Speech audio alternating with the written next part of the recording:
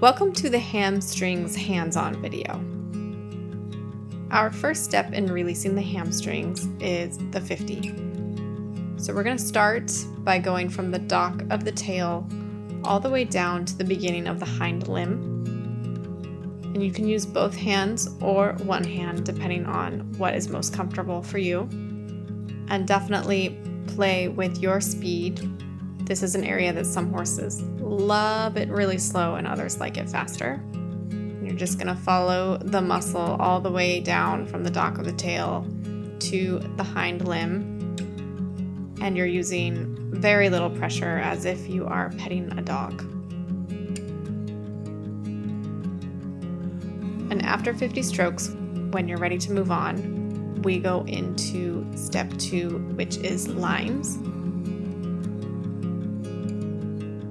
I use my fingers to go from the dock of the tail again, horizontally down towards the hind limb. And I make a claw with my fingers and I draw lines from the area of the tail towards me. And I'm pushing in with about 3 to 5 pounds. So about pushing into cookie dough or a little bit harder, like opening a gym door. And you can use one hand or you can use two hands, whichever feels most comfortable for your body.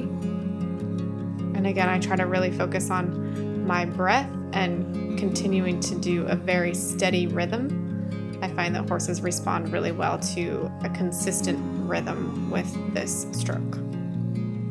Next, I move into step 3, which is compression. And I compress the tissue with my hand.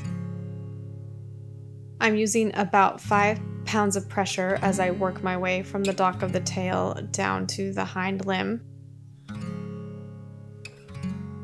And I like to think about that pressure as if I'm pushing open an old high school gym door.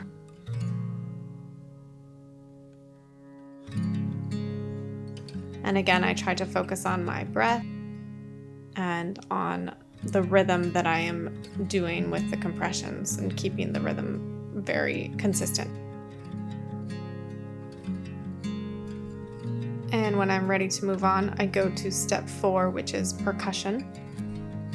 And I'm using my hand to make light tapping movements all along the hamstring muscles. And I'm trying to do this in a way that doesn't make the horse feel like it's being hit. So I keep my hand nice and loose and my wrist nice and loose. And I try to make this nice light pressure as if I'm just patting a dog. And after percussion, I move on to step 5, which is the 50.